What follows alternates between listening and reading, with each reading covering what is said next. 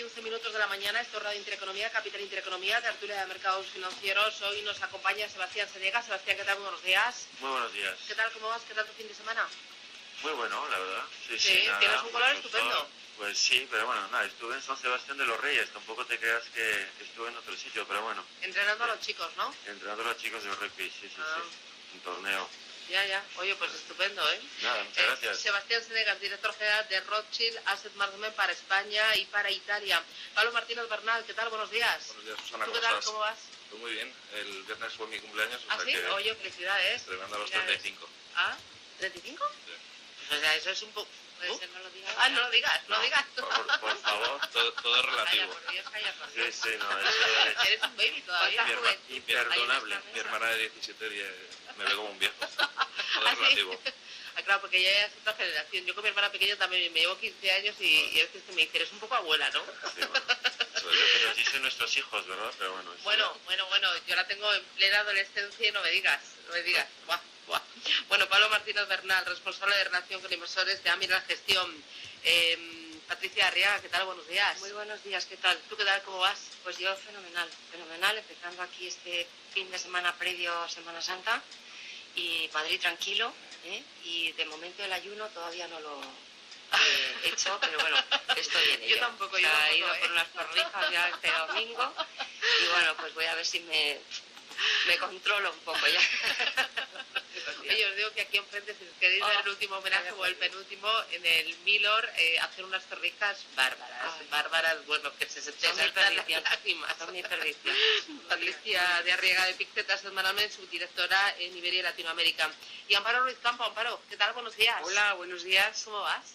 Bien. Bueno, pues Semana Santa aquí con Susana. En un ratito me voy a Bruselas a hacer un curso de compliance. ¿Qué puedes pedir más para una Semana Santa? Apasionante, ¿no? Mola, tu vida, mola. No, bien, planazo. Pero además es que la gracia es que nos vamos a llevar, nos han dado el premio esta semana pasada el mejor fondo emergente, y además que el nuestro es deuda emergente encima sostenible.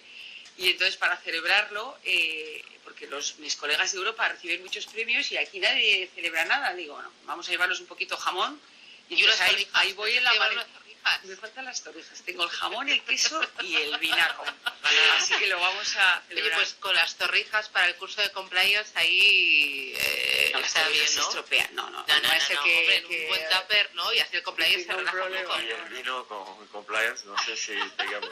Siempre que sí, que hay que celebrar todas las buenas noticias. Yo muchas veces he pensado que a mi casa me voy a llevar un compliance para cuando mis hijos me digan algo, digo, compliance, no puede ser.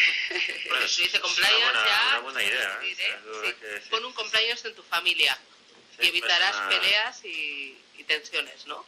No, me parece, no sé si alguien lo tiene en su programa electoral, pero me parece buena idea. Yo les voto. Bueno, para Ruiz Campo, Country Head para España y Latinoamérica de Growth Peter Can Asset Management. Oye, contadme, ¿en qué momento estamos? ¿Cómo lo veis? ¿Qué os anima? ¿Qué os da vértigo? Sebastián, arranca tú. Bueno, pues hay buenas noticias y malas noticias. Las buenas, para empezar con esto, no olvidemos que estos últimos días hubo una prórroga del Brexit, ¿no? Que, bueno, pues es verdad que prórroga también la incertidumbre, es la mala noticia, pero la buena es que hasta la fecha y hasta ahora al menos evitamos un Brexit duro, un no deal, que eso creemos nosotros al menos que todos vamos a perder, ¿no? Si pasa esto. Entonces esa es una noticia buena. Bueno, la otra noticia desde inicio de año, y todo el mundo lo sabe, es que los bancos centrales otra vez están aquí más relajados, para así decirlo.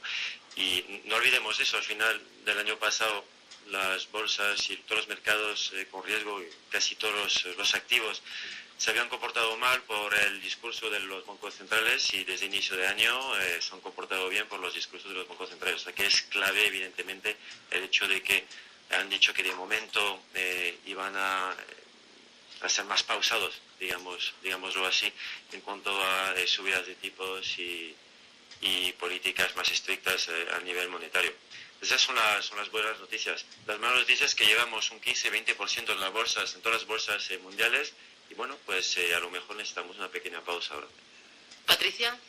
Bueno, yo creo que a mí lo que me anima es que el mercado tiene músculo. Hemos visto una caída muy fuerte el año pasado, quizás sin motivo. Hemos visto una recuperación. Yo creo que la caída del año pasado fue similar a la que hubo antes del inicio de la gran crisis global. Ha habido una recuperación exactamente igual en muy poco tiempo. Los índices de recuperación son elevados, el mercado tiene músculo, pero es verdad que, como decía Sebastián, ha subido mucho y yo creo que a corto plazo deberíamos mirar el mercado con un poquito más de cautela, ¿no? Independientemente que yo creo que todas las noticias malas ya están recogidas en los precios actuales, yo creo que la posibilidad de caída, especialmente de los activos de riesgo, es pequeña porque el inversor es muy cauto, no hay una participación alta y por lo tanto, impasse, esperando que haya sorpresas positivas que hoy por hoy pues vemos un poquito más complicado en los próximos meses. Sí, nosotros somos un poco cautos. Sí que es cierto que no somos los típicos inversores macro, pero sí que es cierto que hay ciertos aspectos macroeconómicos que nos preocupan. Fundamentalmente la inversión de la curva de tipos en Estados Unidos, que como sabes pues siempre es un buen indicador de antesala de recesión, por lo menos en las últimas 7 recesiones, desde que se ha invertido la curva de tipos, al cabo de, creo que ha sido 15, 18 meses, ha habido recesión en Estados Unidos, pues eso es un indicador que nos preocupa bastante. En términos generales, la subida ha sido demasiado precipitada. Sí que es cierto que quizás la caída del año pasado fue más un tema de falta de liquidez que realmente una corrección de las expectativas de beneficios de las empresas, pero eso nos preocupa bastante. Luego también pues hay ciertos indicadores, pues PMIs en Alemania y demás, que están saliendo bastante mal, entonces pues somos un poco cautelosos. Nuestros gestores les está costando últimamente encontrar cosas realmente atractivas en Europa. En Estados Unidos llevamos bastante tiempo infraponderados por un tema de valoraciones, o sea que yo creo que es momento de ser un poco cauto. Amparo. Bueno, pues yo me quedo con una frase a lo mejor de cada uno, pero nosotros vemos que nuestro escenario central es optimista. Es optimista porque estamos viendo el mundo crecer por encima del 2,5% y los dos países más poblados de la Tierra, que son China e India, crecen por encima del 6%. Y son grandes consumidores de los servicios que producimos y los productos que producimos en Occidente. Entonces, eso no es mala noticia. Los datos macro son mixtos tanto en Europa como en Estados Unidos. Entonces hay que ir viendo, y ya han dicho los bancos centrales que van a ser muy dependientes de los datos, lo cual está fenomenal porque es lo que debería ser. No diga lo que quiera decir Trump o Tusk o quien sea. Aquí lo que importa son cómo se va comportando la economía y ajustar la política monetaria entonces. Entonces, por un lado, la economía no está mal, no tenemos recesión, no tenemos grandes crecimientos, pero una cosa moderada, con tipos bajos. Nosotros no pensamos en The Growth Petercam Asset Management, no pensamos que vamos a tocar los tipos en los próximos 2 años. Entonces, el escenario es un crecimiento, noticias buenas. Por cierto, China está enviando últimamente noticias buenas para que mi macroeconomista, que es el mayor llorón que hay en Europa, esté últimamente positivo con los datos de China. Eso ya es un doble plus. Entonces, que China también esté mostrando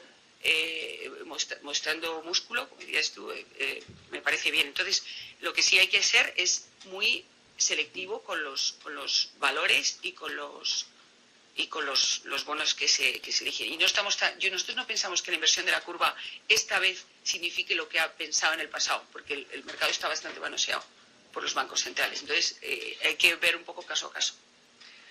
Nada, yo creo que estamos todos diciendo lo mismo, pero depende de qué tiempo, de qué horizonte temporal estemos hablando, ¿no? A corto plazo, yo de verdad, es lo que hemos dicho todos, yo creo que una pausa es un poco necesaria porque todo ha subido mucho, yo creo que mucho por los bancos centrales. Es verdad que dice Amparo, económicamente nosotros no vemos recesión, ni en Estados Unidos, por cierto.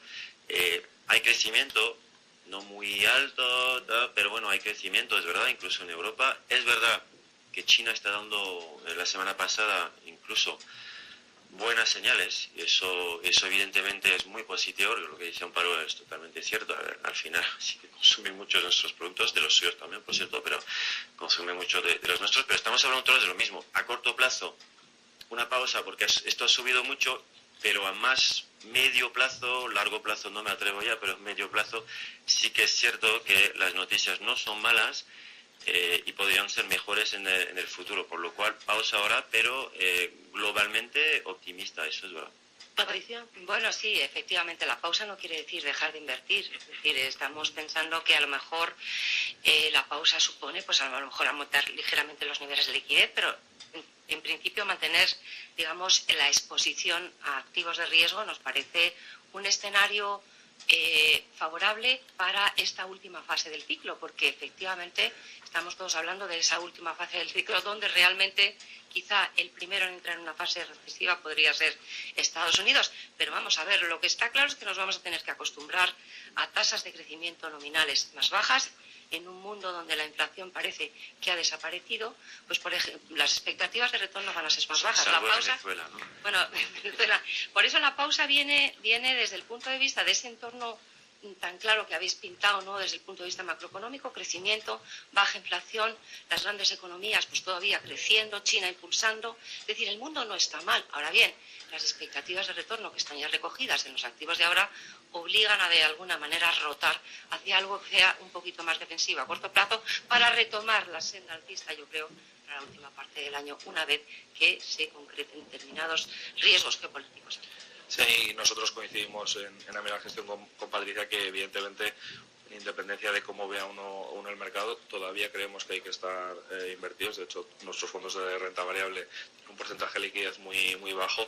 Sí que es cierto que quizás uno de los principales cambios estructurales que se han producido en cartera es que los gestores están evitando el invertir en compañías endeudadas y con más exposición al ciclo. O sea, esa es la principal variación que se ha hecho más recientemente, pero yo, como ya digo, seguimos invertidos al 100%.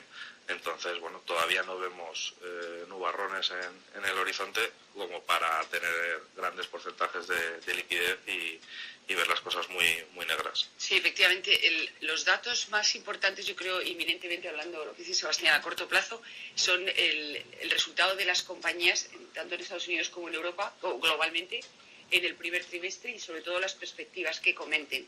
Eso va a ser el siguiente balón de oxígeno o no para los mercados en general.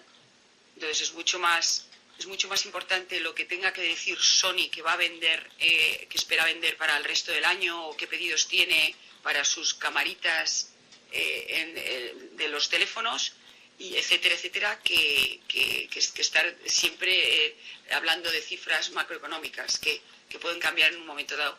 A nosotros nos está preocupando, y a mí personalmente también, cuando el Brexit, a ver cómo acaba, que a ver si acaba de una vez, pero es como la historia de nunca acabar, y está parando muchísima inversión, primero de terceros en Europa y de europeos en el Reino Unido. Y el Reino Unido es la segunda potencia más importante de Europa. Entonces es un tema no es que se esté parando una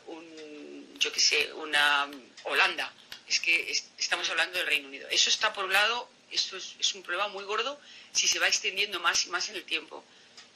Yo estoy allí, tengo amigos desde la facultad y están todos horrorizados. Están todas las inversiones paradas, todas las contrataciones. O sea, es un tema muy gordo.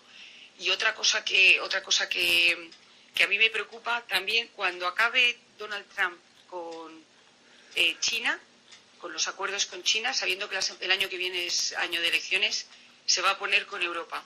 Y ya está empezando a mandar mensajitos. Ya ha empezado, el otro día dijo que iba a introducir que había una ¿cómo se dice? Le llaman en inglés unfair play por Airbus, que estábamos financiando las operaciones de Airbus no sé qué, y que eso afectaba a Boeing, que ya tiene sus propios problemas, y eso ya se traducía directamente en tarifas por valor de 11.000 millones de dólares. O sea que el tema geopolítico, pues el tema geopolítico está esperando un poco a que se solucione el Brexit para que se concentraran con él. O sea, que eso puede ser la siguiente fiesta. Bueno, yo ahí discrepo un poco, no porque seas tú del Cisneros, que soy del Liceo, y pues por cierto hemos ganado. Oye, nos hemos clasificado para el Campeonato de España, ¿sabes? El sábado hemos ganado, pero no pasa nada. Nos habéis ganado, que en el sub-5, sub-14. Pero bueno, que eso... Pero que el año pasado nos ganasteis, os eliminamos de Madrid, nos ganasteis en la Liga. Bueno, ya, es que sí. Este año déjanos ganar. Olvidar lo que quería decir. Bueno, mira, me voy a ir a publicidad. Vale, luego seguís con el pique y quiero que me digáis, ante este escenario que me habéis dibujado, ¿qué hacer? El ahorrador más conservador, el más prudente, que no quiera sufrir nada de nada, y para el más... para el más audaz no, para el equilibrado, para el que tenga asumido que para conseguir un 3, un 5% de rentabilidad tiene que asumir riesgos. Publicidad y a la vuelta me lo contáis.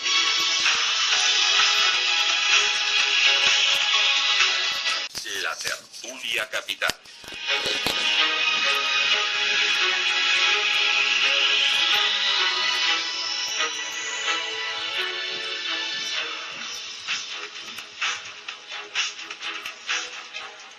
Hoy tertulia de mercados financieros con Degroof Petercam Asset Management, con Pictet Asset Management, con Rothschild Asset Management y con Amiral Gestión. Sebastián, tenías tú la palabra. Sí, nada, no, discrepo un poco de lo que ha dicho Amparo. Yo creo que más que los resultados de las empresas, que también, pero en un entorno en que no tenemos mucha inflación, hay crecimiento, poco débil, pero hay crecimiento, los resultados están más o menos ahí. Dependemos bastante más de lo que van a decir, lo que van a seguir diciendo y cómo van actuando los bancos centrales. Repito mi tema.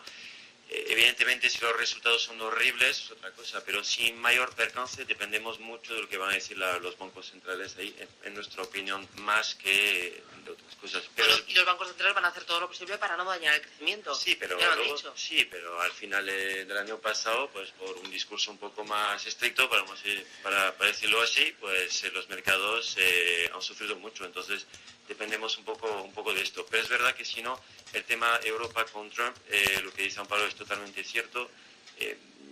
Después de China, porque eso se va a solucionar en junio, parece, o algo así, va a ir a por nosotros.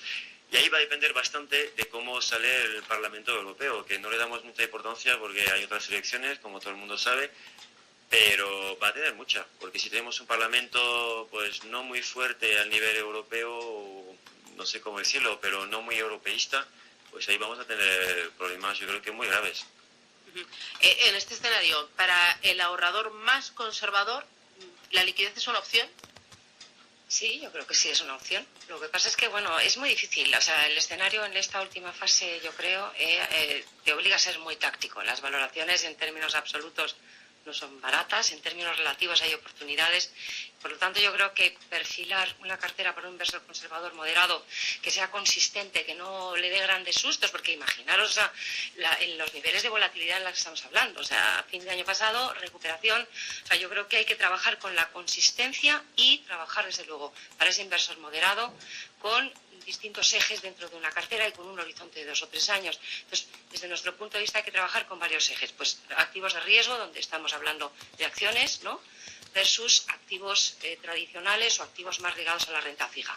Pero claro, la renta fija, el perfil es tan difícil y asimétrico, que entonces trabajaríamos sobre mixtos, una combinación de mixtos, trabajaríamos sobre algo de liquidez y trabajaríamos sobre renta variable, y una parte de esa renta variable trabajaríamos sobre exposición a factores más estructurales ligados a megatendencias que ponen el ojo, ¿no?, en temáticas que son independientes del ciclo económico.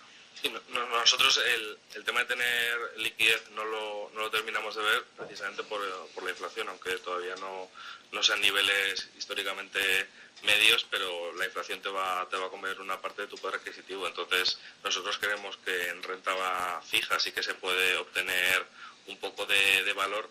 Lo único que exige el ser muy flexible. Nosotros tenemos una estrategia de renta fija que el año pasado terminó en positivo con un más 0,8%, con lo cual pues creemos que en un contexto de mercado tan complejo, si uno se aleja de lo que es la renta fija tradicional, deuda gubernamental, investment grade y demás, se puede encontrar valor, con lo cual quizás eso puede ser una alternativa para los inversores más conservadores, y para la gente que esté dispuesto a asumir un poco más de volatilidad, pues quizás sea interesante también una estrategia mixta, lo mismo, con mucha flexibilidad y con un sesgo global.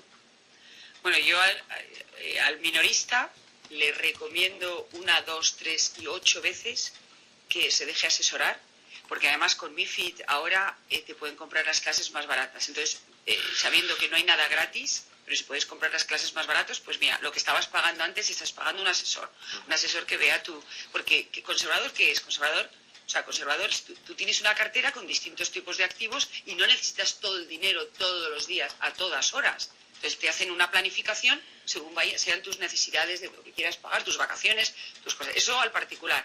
Entonces sí, te harán normalmente un asesor te hará una cartera balanceada y en la que puede incorporar todo tipo de activos. A lo mejor no tener tanto equity directamente. Yo tanto liquidez yo no tendría, porque teniendo una inflación cerca del 2, ya eso ya de partida es lo que pierdes. Entonces yo tendría diferentes tipos de activos y cuasi renta variables. Por ejemplo, nosotros nos gusta mucho el high yield europeo, que es un quasi equity. Tenemos los rates, hay rates que tienen más dividendos que otros, entonces hay forma de abordar los SOCIMIs europeas, eso es un quasi equity también. O sea, hay cosas muy interesantes y las temáticas, por ejemplo, las temáticas es algo que tienes que tener y lo dejas ahí tiempo, entonces diferentes plazos diferentes. Y luego los banqueros o los asesores, ellos mismos, que exploren activos nuevos y que incorporen sí o sí también buenas estrategias de sostenibilidad en las carteras, porque las estrategias de sostenibilidad, viendo la experiencia del año 18, del año pasado, se han sostenido en general, o por lo menos yo dentro de mi casa, mis estrategias lo han hecho muchísimo mejor que mis estrategias que no eran sostenibles, comparando el mismo activo. Entonces hay muchas cosas para hacer y bueno, si quieres luego hablamos a lo mejor para otro tipo de inversor. Para el ahorrador Sí. que tiene asumido que tiene que asumir riesgo para conseguir rentabilidad, que sabe que para conseguir un 3% tiene que tener bolsa. Dime. No, yo te doy la definición que he encontrado de inversor, ¿vale? A ver. Que invierte una cantidad de dinero para conseguir ganancias. Esta es la definición de inversor, por lo cual en liquidez obviamente no lo aconsejamos para nada porque ganancias no va a tener, eso es seguro. Por lo cual liquidez no. Nosotros lo que creemos, un poco resumiendo lo que se ha dicho, yo creo que ahí coincidimos bastante todos. A corto plazo, si quiero un dinero más a corto plazo, está claro que hay que ser muy flexible, que sea renta fija. Ahí nosotros también tenemos bastante estrategias de renta fija flexible, pero multiactivos, fondos que inviertan, pues el 50% en equity, luego cero, que sean muy flexibles, ¿vale? Eso a corto plazo. Ya más a largo plazo, ahí sí que coincidimos bastante con Pictet y con Amparo, bueno, en fin, que las temáticas son muy buenas. ¿Por qué? Porque no dependen del ciclo económico, no dependen de que si Samsung o Apple vayan a vender muchos iPhones, incluso las temáticas tecnológicas vayan a vender muchos iPhones en China, dependen de otras cosas, de tendencias a largo plazo, que, bueno, pues a veces mejor, a veces peor, pero no van a depender del ciclo económico. Muy importante. Bueno, me tengo que ir a otra paradita publicitaria. ¿Me decís el resto de la mesa estrategias para ese ahorrador que está dispuesto a asumir riesgos porque está concienciado de que para conseguir un 3 o un 5% de rentabilidad tiene que poner un pie en renta variable sí o sí? Publicidad, me lo contáis. En Intereconomía, la tertulia capital.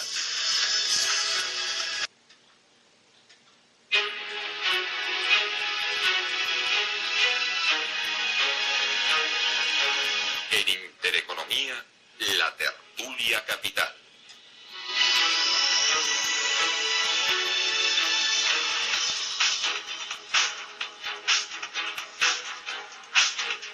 A ver, alternativas, que ya veo Estábamos discutiendo, aquí aportando. A ver, aquí un poco, porque es que es verdad, tiene toda la razón Amparo, hay que dejarse asesorar, y más en este escenario, ¿no? Donde el valor relativo es difícil.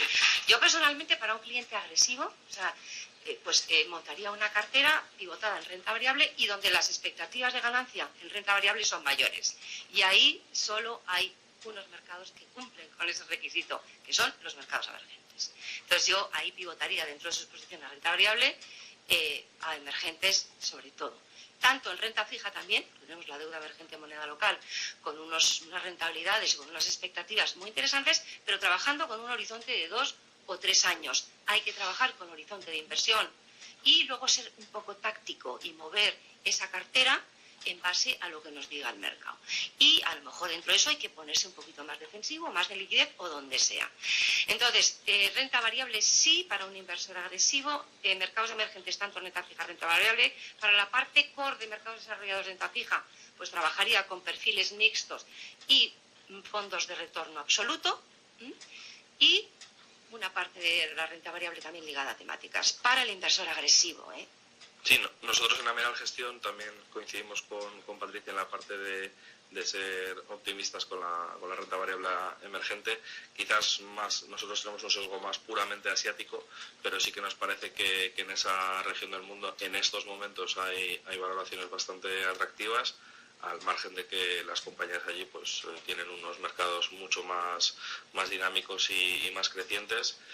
Nos parece pues una región bastante atractiva, pues con tasas de crecimiento poblacional muy altos, tasas de productividad, incrementos de productividad del factor de trabajo también elevadas, tasas de ahorro, o sea, todo lo malo que tiene Europa lo tienen ellos bastante positivo, con lo cual pues más de lo mismo, estrategias flexibles. Si estás en un fondo que solo puede invertir en Europa, pues estás bastante más limitado, por lo cual en estos momentos estrategias flexibles y geográficamente muy dinámicas.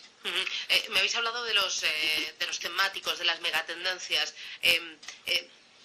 ¿Cómo elegir? Porque yo veo que hay las que invierten en medio ambiente, las que invierten en robótica, envejecimiento de la población, o sea, y si al final no puedes tener una cartera porque tu patrimonio no es muy alto para decir, vale, tengo una cartera de renta variable global como la parte más core y luego la parte más satélite de megatendencias u otras alternativas, sino, o sea, ¿cuál es, no sé, la que más potencial tiene o no? Sí, la gracia de las tendencias y las temáticas, como ha dicho Sebastián antes, son imparables, porque ya todos queremos que los alimentos tengan colorantes naturales, que los envases sean cada vez más biodegradables, o sea, todas estas cosas es una cosa que no se puede parar. Entonces, eso hay que incorporarlo ya a las carteras. Hay que incorporar también los emergentes, porque es que hemos dicho al principio que son los que están consumiendo, los que están comprando lo que producimos el resto y ellos mismos. Entonces, yo creo que hay una forma de aglutinar todo, que son los fondos globales, por ejemplo, globales de renta variable, que tengan sostenibilidad, que tengan temáticas, que tengan sesgo a emergentes. Eso nosotros lo hacemos con un fondo global que se llama Global Sustainable, World Sustainable. Esto es muy interesante para dejarlo allí para siempre. Y no, porque ellos mismos, los gestores, ya van incorporando y tomando beneficios en las temáticas, porque hay compañías que están subiendo muchísimo, han subido muchísimo en lo que llevamos de año, subieron el año pasado, y ellos mismos van rotando. Entonces, delegas con esto. Y en renta fija, recomendaría una aproximación global multiactivo, precisamente como decía Patricia, que puedan ir al primario de esta emisión y si sube muchísimo, pues venderlo, comprar otra cosa. Y esto yo recomendaría una estrategia global universal. Nosotros tenemos una estrategia de PAM universal y me parece muy interesante para esta situación. Tu pregunta al inversor agresivo. Primero yo creo que hay que decirle que si su esperanza de ganancias es un 10%, también puede perder un 10%. Eso es muy importante. O más. O más, pero digo, es la esperanza, digamos, en términos matemáticos, para así decirlo. Eso es importante. Ahora bien, si está dispuesto a asumir riesgo, evidentemente tiene muchísimas opciones. Hablando de temáticas y de tendencias, yo creo que ahí fíjate que creo que sí que puede ser core en una cartera. ¿Por qué? Porque son fondos de renta variable global que invierten en... Lo que recomendaría es un temático que invierte en todos los sectores, ¿vale? No un solo sector, eso es verdad, para ser más diversificado, más flexible, lo que hemos dicho. Bueno, si un sector tiene valoraciones demasiado altas, pues ir a otro sector, pero siempre siguiendo la temática. Entonces son fondos, yo recomendaría fondos de renta variable global, multisectorial, pero con temática. Y en es verdad que la temática Big Data me parece muy buena, pero bueno, no porque la tengamos nosotros. Pues. Yo creo que, mira, la elección de una temática pues depende un poco del inversor. Los clientes institucionales a lo mejor son capaces de tener una temática de desarrollo demográfico y a través de esa tendencia te puedes exponer en distintas ideas temáticas. Yo creo que la mejor solución para un inversor moderado, ¿no?, donde tiene una exposición a esas megatendencias, es coger una solución global donde efectivamente tengas una representación de las mejores ideas de futuro que se van a aprovechar de esas tendencias disruptivas. Sí, nosotros no tenemos per se un fondo de megatendencias, pero indirectamente lo jugamos. Nosotros siempre ponemos el foco en la valoración y ahí, pues por ejemplo, tenemos compañías como Alibaba, que es de Cloud Computing, tenemos otras compañías que, por ejemplo, hacen los radares LiDAR para los vehículos de conducción autónoma, para que con simplemente el sesgo de comprar compañías baratas puedes también apostar por el futuro de diferentes tendencias. Bueno, que nos vamos. Amparo Ruiz Campo, de Grove Petercam Asset Management, Sebastián Senegas, Rothschild Asset Management para España e Italia, Patricia Arriaga, Big Tech Asset Management, Iberia Latinoamérica, y Pablo Martínez Bernal, Amiral Gestión. Gracias, que tengáis feliz Semana Santa, que disfrutéis de estos días de vacaciones. Enfrente tenéis unas torrejitas que están deliciosas, os invito a ello. Y nada, que disfrutéis del lunes. Claro, soltaros la dieta. Para bajar peso, ¿no? Claro. Luego compensas con de entrenamientos. Oye, gracias chicos, que tengáis buen día. Gracias. Igualmente, Susana. Chao.